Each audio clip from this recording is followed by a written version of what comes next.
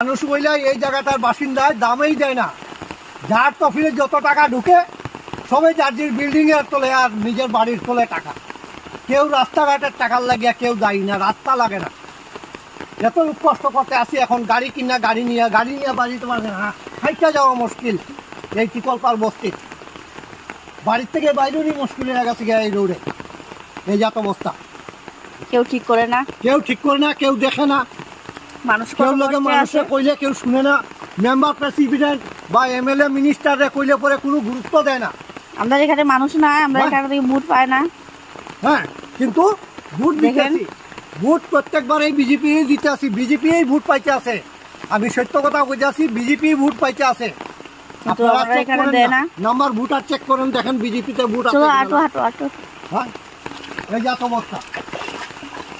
দেখেন মানুষ কেমনে যাবে এদিকে।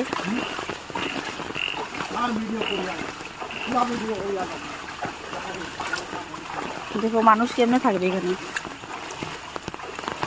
আমরা তো আছি এখানে, এদিকে বাইরেতে লাগে, আমরা আর রাস্তা দিই।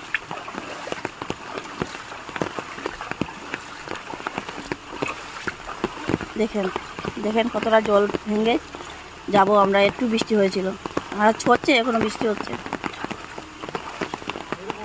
দেখেন ওদিকে যাওয়া যাবে না, ওদিকে বেজান জল।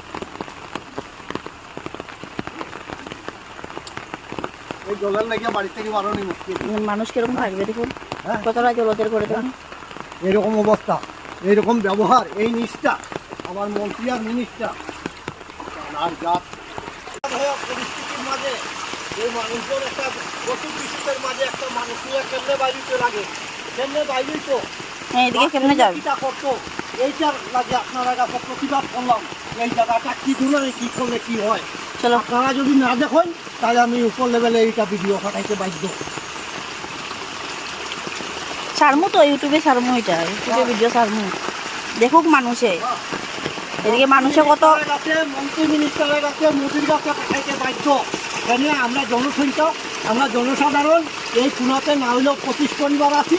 এই 25 পরিবারের মধ্যে কোনো কেউ গুরুত্ব নাই, গুরুত্ব খালি আমার। চলো চলো চলো, দেখার যোগ্য খালি আমার। চলো নদীতে খারাপ হওয়া যাবে। বাপরে বাপ, এই দেখো জল আইছে, নদী ভাঙে যাইতেছে। হ্যাঁ,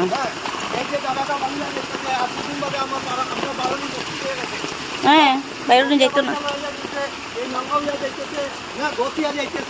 এগুলা কোনো প্রতিবাদ কোনো কেউ দেখে না।